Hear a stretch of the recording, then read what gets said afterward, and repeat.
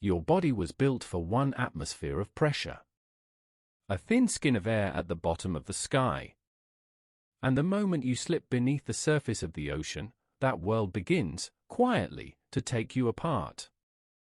We are going to sink. Not in a submarine. Not sealed inside a steel capsule. Just you. Your body.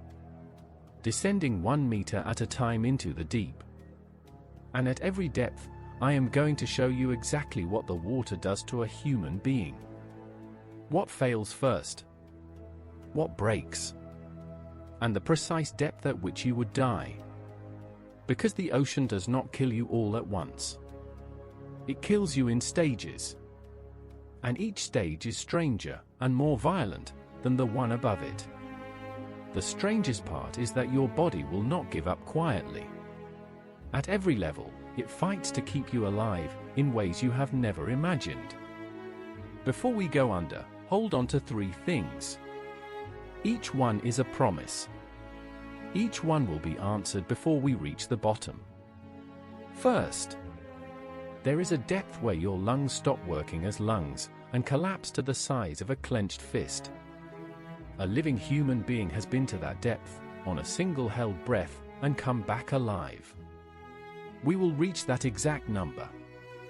Second, the ordinary air in your lungs right now becomes a poison in the deep. It will make you feel drunk, then euphoric, and then it will quietly kill you. And the most frightening part is that you will feel wonderful while it happens. And third, at the very bottom, almost 11 kilometers down, your body would not implode like a submarine. It would do something far stranger. Keep that promise in the back of your mind. We will get there. But first, take one last breath. We begin at 0. At the surface, the water is warm. The sun is on your skin.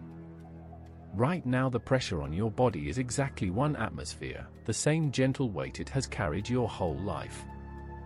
Your lungs are full. Around 6 liters of air. You hold that breath. And you tip forward and go under. The first few meters feel like nothing. Cool water, muffled sound, the light still bright around you. It feels safe. It feels like the sea is welcoming you in.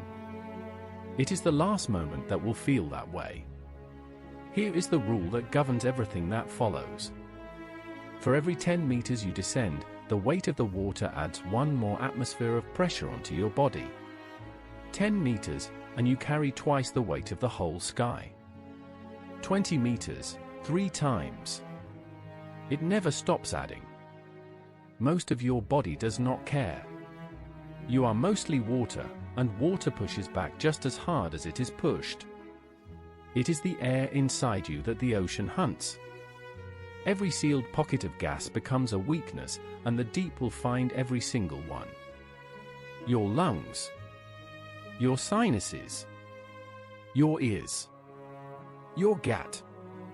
Even a bubble under a tooth.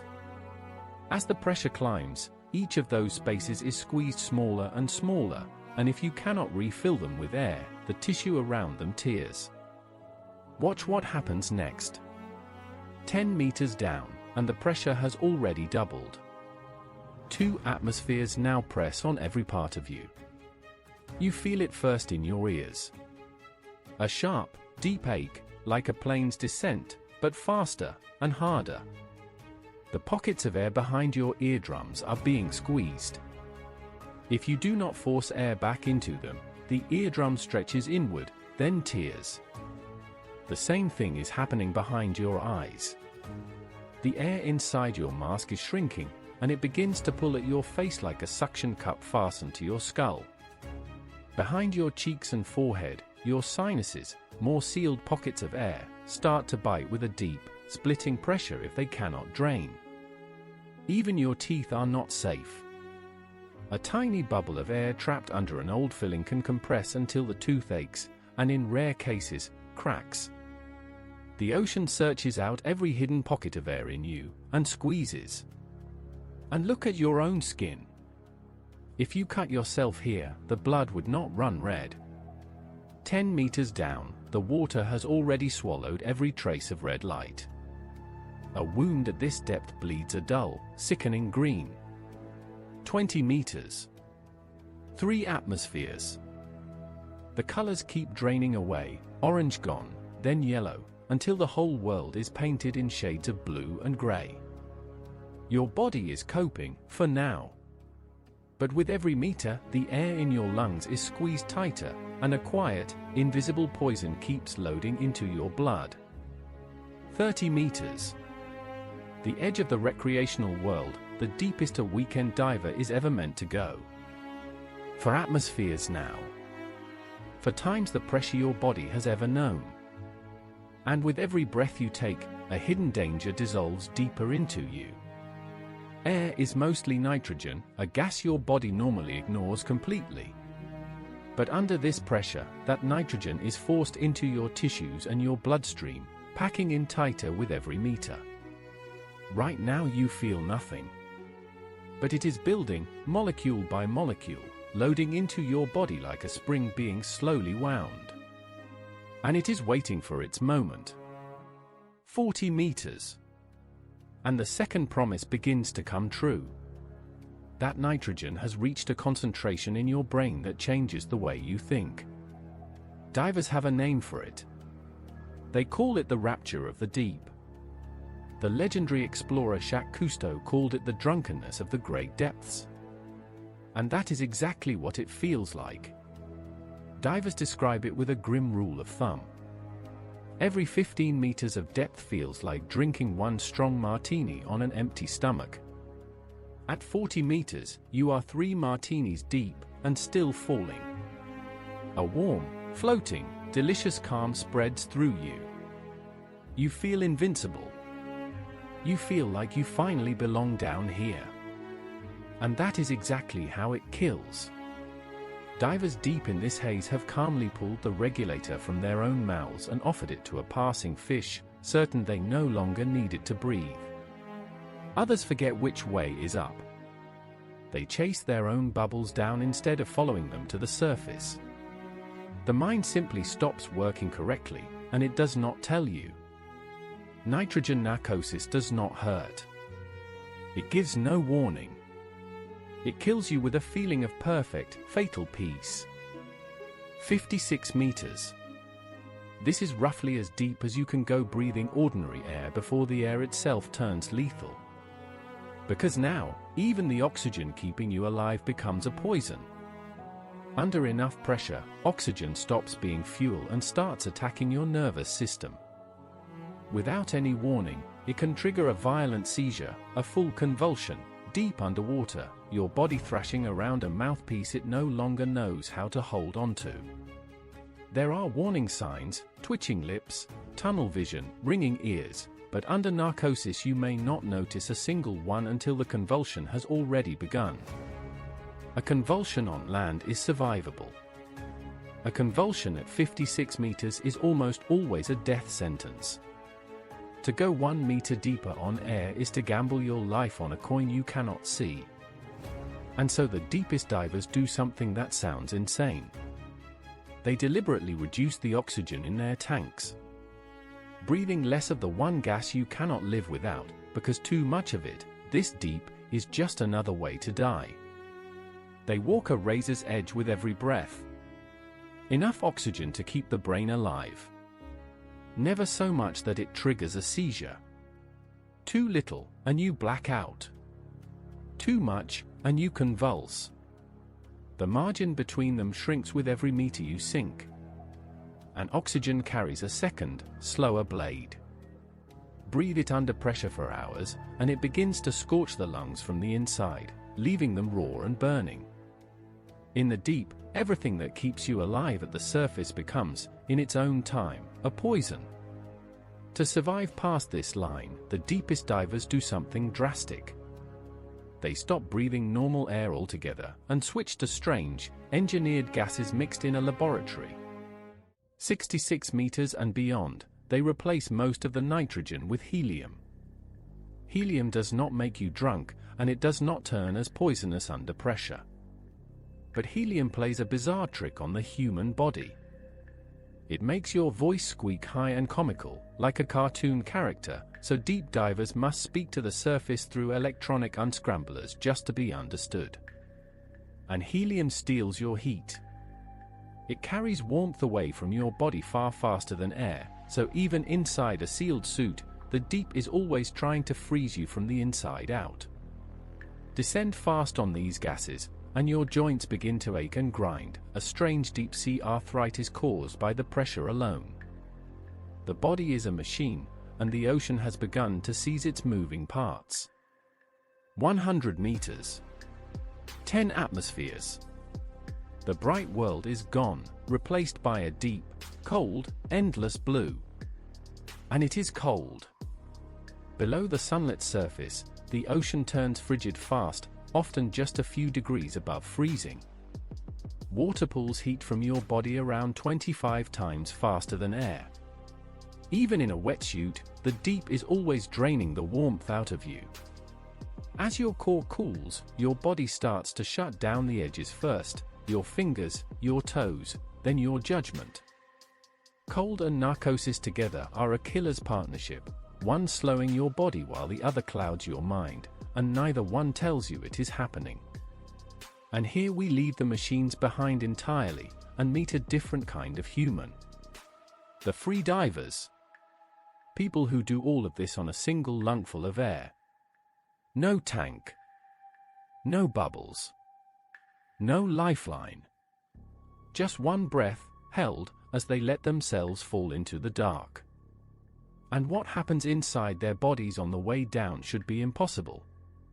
Before they descend, many force extra air into their lungs, gulp after gulp, a technique called packing, stretching the chest past its natural limit to carry every last drop of oxygen into the deep. Past a certain depth they stop swimming altogether. The body becomes heavier than the water, and they simply fall, faster and faster, into the black. Free divers call it the free fall, and many say it is the most peaceful feeling a human can know. But their lungs are paying the price. The air inside them is being crushed smaller and smaller. At the surface, those lungs were the size of 2 footballs.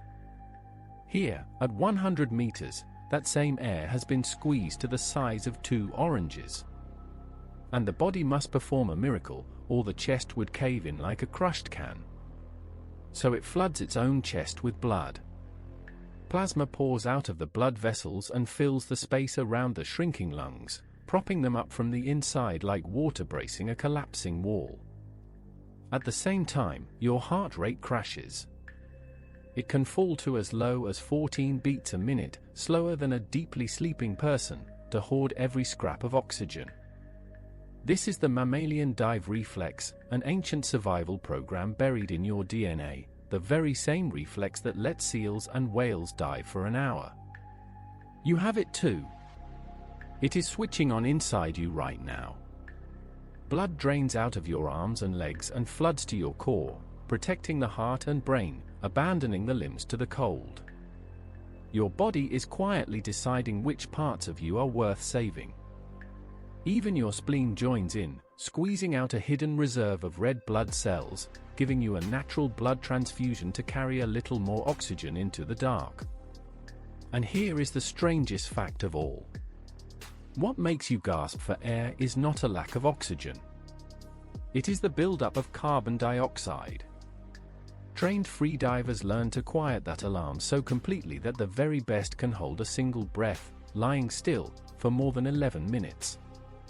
But silencing the alarm is exactly why they can slip into unconsciousness with no warning at all. And there is a problem they must solve on the way down. To protect your ears, you have to push air into them, but past a certain depth your lungs are too crushed to spare any. So the deepest divers hold a mouthful of air like a precious reserve, feeding it to their ears drop by drop as they fall. The very deepest of all ride a weighted sled straight down into the black, then fire a balloon full of air to drag themselves back toward the surface. This is called no-limits free diving, and it is widely considered the single most dangerous sport on the planet. The names who chase these depths become legends and cautionary tales at once. Herbert Nitsch. Audrey Mestre, who died attempting a no-limits record. The deep does not care how skilled you are. It only cares how deep you go. And now, the first promise. 214 meters. This is the deepest any human being has ever descended on a single breath and lived. It was set by a freediver named Herbert Nitsch, riding a weighted sled into the dark on nothing but the air in his chest. To feel that number, picture sinking past a 70-story building, upside down, in total silence, knowing every meter you fall is another meter you must survive climbing back before your body runs out of air. At this depth, the lungs have been compressed to roughly the size of a clenched fist. Squeeze them any harder, and the delicate tissue itself begins to tear and fill with blood. And the danger is not only in going down. On the way back up, as the pressure falls away, oxygen levels can crash so suddenly that freedivers black out just meters from the surface and drown within sight of the sky. Nitsch himself, chasing an even deeper record, blacked out on the way up and suffered a stroke that nearly ended his life. The deep gives these records, and it takes a terrible price for every one of them. 214 meters. This is the wall. This is where the unprotected human body simply ends. And we have barely begun to descend. 300 meters. From here down, no human can survive on a single breath, with any technique, ever. To go deeper, you must become part machine. Sealed inside pressurized systems, breathing laboratory gases, tethered to the surface by a fragile umbilical of hoses carrying your gas, your heat, and your voice. There is one way to cheat almost all of it. A suit of articulated metal, rigid enough to hold the entire ocean back, keeping the diver inside at normal surface pressure the whole time. It is less a suit of clothing than a human-shaped submarine, with arms and legs. Sealed inside one of these, a diver can walk the seafloor hundreds of meters down, then step back onto the deck minutes later with no decompression at all, their body never once feeling more than the single atmosphere it was born for. No narcosis. No bends. No shaking. But even this has a limit. The suits are heavy, clumsy, and brutally expensive, and if one fails, the ocean pours in just the same. Past 600 meters or so, even a walking suit of armor is not enough. The deep simply presses harder than anything we can build to wrap around a fragile human body. 332 meters. This is the deepest open water dive a human being has ever survived, said by an Egyptian diver named Ahmed Gaber. Getting down took him about 12 minutes. Getting back up took nearly 15 hours. Because if he had risen any faster, the gas crammed into his blood would have done something horrifying. All that gas forced into the blood under pressure wants out. Rise too fast, and it erupts from your blood all at once, exactly like the foam bursting from a shaken bottle the instant the cap is cracked. Bubbles tear through your joints, your spine, your lungs, your brain. It is called decompression sickness. The bends. It can twist you into agony, paralyze you, or stop your heart within minutes. More than a century ago, workers digging tunnels under rivers in pressurized chambers came up crippled and bent double in pain, and no one understood why. That is how the bends got its name. It took a scientist named John Haldane to work out the rules, mapping how slowly a body must rise to let the gas seep out gently instead of exploding. Every deep diver alive today still owes their life to those tables. That is why Gaber's climb took 15 hours. Stop by stop, meter by meter, waiting in the cold and the dark, letting his body slowly, safely, unwind. The ocean will always let you sink. It is the coming back up that it fights. 500 meters. 50 atmospheres pressing in from every direction at once. Here we find the saturation divers, workers who spend weeks at a time sealed inside pressurized chambers no bigger than a small van, so their bodies can reach the pipelines and wrecks of the deep ocean floor. They eat, sleep, and wait under crushing pressure the entire time, breathing helium, their squeaking voices piped through unscramblers. A single job can keep them living inside that steel tube for a month before they can safely return to normal air. Each day, a sealed diving bell lowers them, still under full pressure, down to the worksite, and lifts them back. Their bodies never truly leave the deep until the job is done. It is one of the most dangerous professions on Earth. And at this depth, their own nervous systems begin to rebel. It is called high-pressure nervous syndrome. The crushing pressure disrupts the electrical signals racing along the nerves themselves. The hands begin to tremble. The body twitches. Vision swims. Concentration slips. The deeper they push, the more the body shakes, as if the ocean has reached inside them and started rattling the wiring of the human machine, bolt by bolt.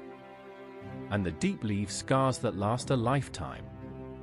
In many career divers, the repeated pressure quietly kills patches of living bone, especially in the hips and shoulders, a crippling condition called bone death.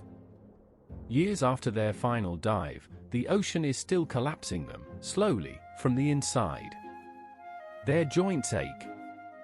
Their bones crumble. Some are left in constant pain, or unable to walk without help. This is the true, hidden cost of the deep, paid not in a single dramatic moment, but over decades, long after they have come back to dry land. And to come home at all, a saturation diver cannot simply surface. Their body is soaked with gas at 50 times normal pressure. Rushing them up would be instantly fatal.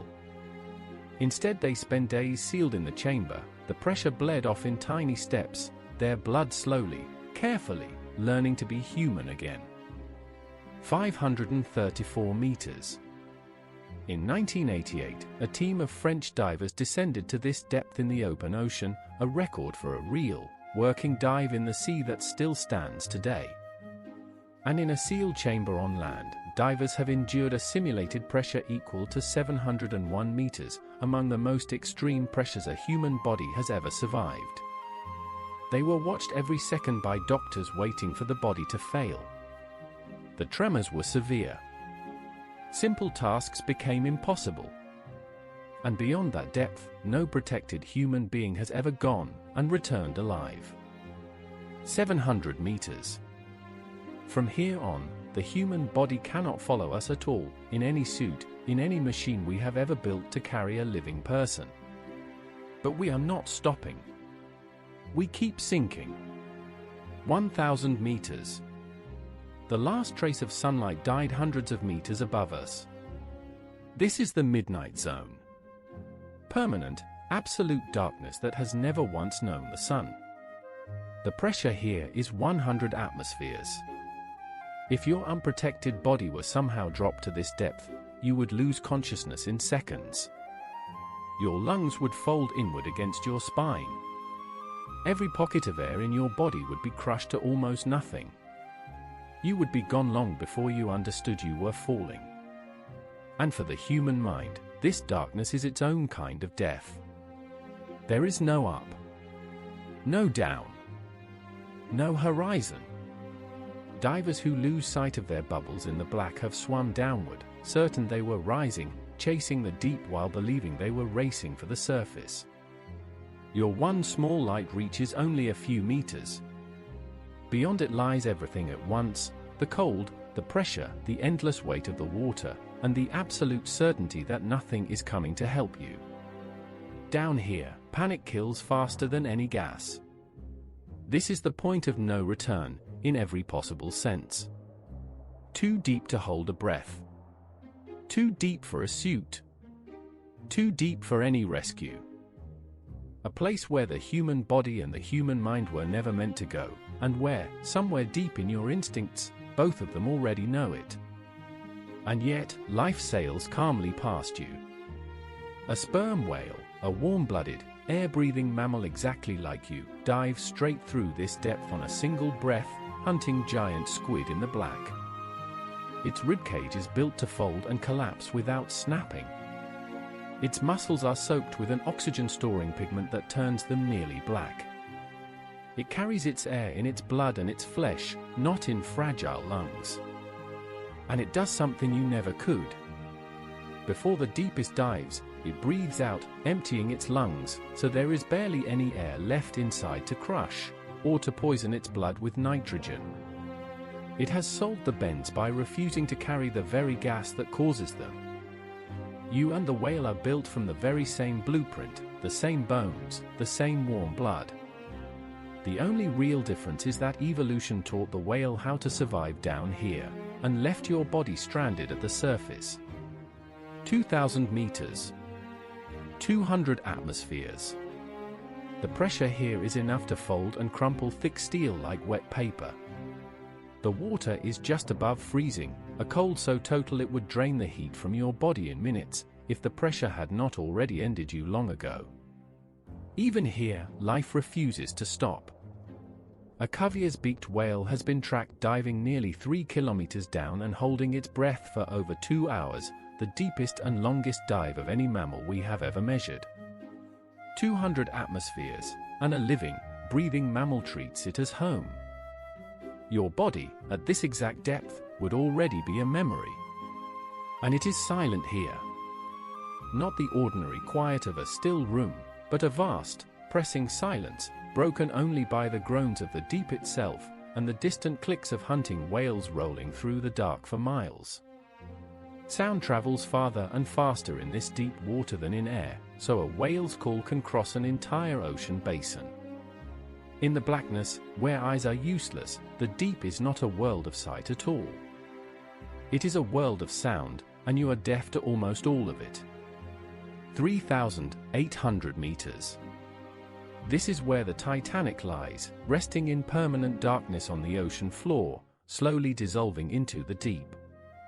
And this is roughly the depth where a modern submersible, carrying passengers down to see that wreck, can meet a sudden and total end.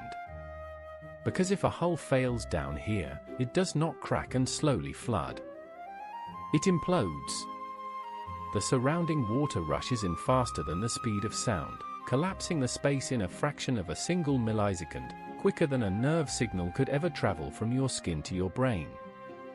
Anyone inside would be gone before their body could register that anything was wrong. At this depth, the ocean does not drown you. It erases you, instantly and completely. For all our fear of the deep, humans have gone to the very bottom, sealed in machines built to defy it. In 1960, two men, Jack Pickard and Don Walsh, rowed a steel vessel called the Trieste almost 11 kilometers straight down. The descent took nearly 5 hours. As they neared the bottom, a pane of thick glass cracked with a bang that shook the whole cabin. They kept going anyway, into a place no human had ever seen. When their lights hit the seafloor, Pickard watched what looked like a flatfish drift slowly away. Life, at the deepest point on Earth. Half a century later, the filmmaker James Cameron made the journey alone in a lime green sub. And in 2019, an explorer named Victor Vescovo went deeper than anyone ever had, and found, resting in the sediment at the bottom of the world, a single plastic bag. We had reached the most remote spot on the planet, and our garbage was already there waiting. Fewer people have visited the deepest point of the ocean than have stood on the surface of the moon.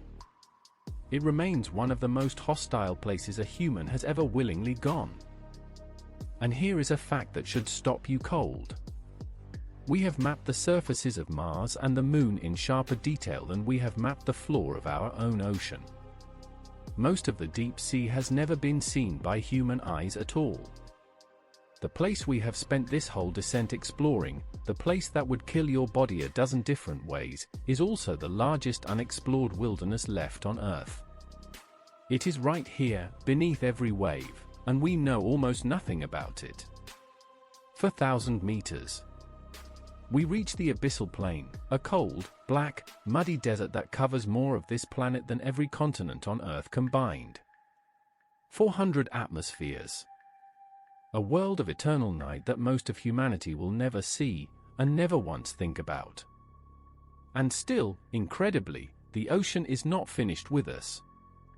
Ahead of us, the flat floor suddenly cracks open and plunges away into something deeper still. The trenches. The deepest wounds in the entire surface of the planet. 6,000 meters. We enter the Hadal Zone, named for Hades, the ancient underworld. Less than 1% of the entire ocean reaches this deep. The pressure is now 600 times the weight it was at the surface. It is a force almost impossible to picture.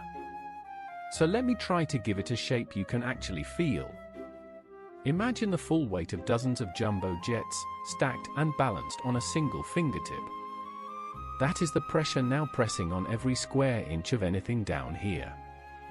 Send a block of solid wood down to this depth, and it returns permanently shrunken and denser, its very grain squeezed tighter by the endless weight of the water.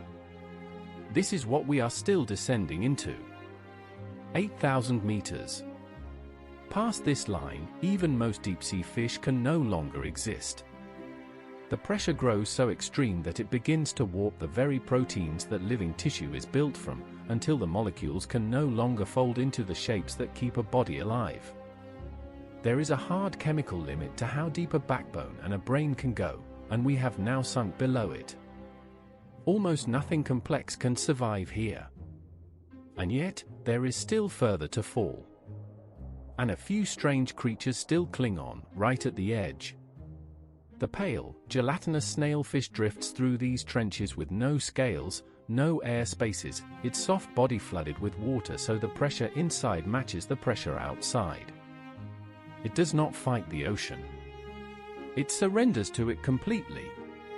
Its cells are packed with a special molecule that braces its proteins against the crushing weight, a chemical shield that lets life exist where our own molecules would fold and fail. Evolution found a trick down here that our bodies never will. And that is the quiet lesson of the deep. Life can reach the very bottom. Just not our kind of life. Not a body like yours, built for the thin, bright skin at the top of the world. 10,994 meters. The Challenger Deep, at the bottom of the Mariana Trench. The single deepest point on the surface of the Earth. The pressure here is 1,086 times the pressure at the surface. It is the weight of the entire ocean above, pressing down without pause, on everything that dares to exist here. And now, the third promise. What would actually happen to your body, here, at the very bottom of the world? Strangely, you would not be crushed into a tiny ball, the way a hollow steel submarine would be. And the reason why is stranger than if you were. Because you are not hollow.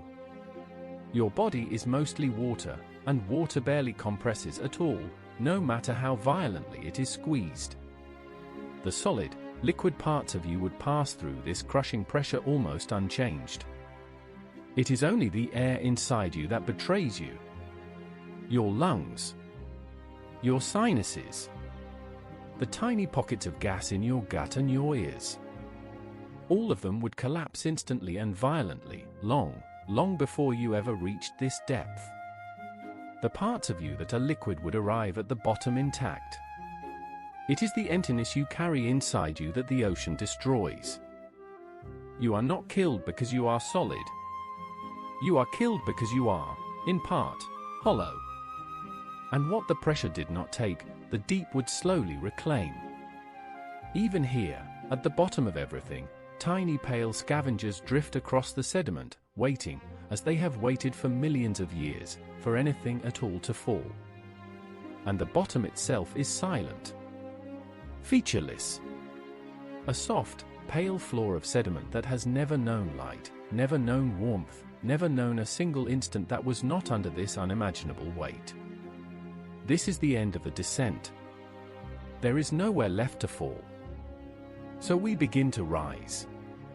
Back up through the crushing dark, past the depth where proteins fail, past the trench walls falling away below us into shadow. Up through the black midnight zone where the whales still hunt in silence. Up past the invisible wall that stops every unprotected human body in the world. Up past the trembling saturation divers in their steel tubes. Past the free divers with their fist-sized lungs and their slowing hearts. Past the bends and the narcosis and the vanishing red light. Until the water turns blue again, and then gold, and you break the surface, and you fill your lungs, and you are alive. But even now, the ocean is not quite done with you. For a real diver, the danger can follow them all the way home. Bubbles can keep forming in the blood for hours after a dive, so a diver can walk onto dry land feeling fine, and collapse with the bends over dinner that same night. The only cure is to be sealed inside a recompression chamber and taken, in effect, back down into the pressure, so the bubbles shrink and dissolve, and then brought up again slowly, the right way. The deep can reach out and pull you back long after you think you have escaped it. 1 atmosphere of pressure. The thin skin of air your body was designed for. The only place in this entire vertical world where a naked human being can survive without a single machine. Think about what that means. The ocean is, on average, nearly 4 kilometers deep. And your body, unprotected, belongs in only the top few meters of it. The overwhelming majority of the living space on your own planet is a place your body is physically forbidden to enter. A world lying right here beneath us, that we were simply never built to survive. And your body did not fail all at once. It failed the way the ocean is built, in layers. First your ears, in the first 10 meters. Then your mind, lost to the rapture at 40. Then your breath, your blood, your bones, your nerves, each one surrendered at its own precise depth. And at every level, something reached out to save you. Your body flooding your chest with blood. Your heart slowing to a crawl. Your spleen offering up its last reserves. A billion years of evolution, fighting the ocean on your behalf, and losing, meter by meter. The animals that live down there are not stronger than you. They are simply built for it, their lungs made to fold, their blood made to hold, their very cells made to bend instead of break. You are a creature of the surface, wearing the body of the shallows. Every depth we pass today has a number carved into it. The depth where your ears give way. The depth where the air turns to poison. The depth where your lungs shrink to a fist. The depth where your body simply ends. The ocean drew every one of those lines. And your body has no say in them at all. The next time you stand at the shore and look out at that calm, flat surface, remember what waits beneath it. Kilometers of crushing, freezing, lightless water, marked line by line with the exact depths at which you would cease to exist. If this changed the way you see the ocean, stay with us. Next time, we descend somewhere darker, somewhere stranger, and somewhere your body would fail even faster than it did today.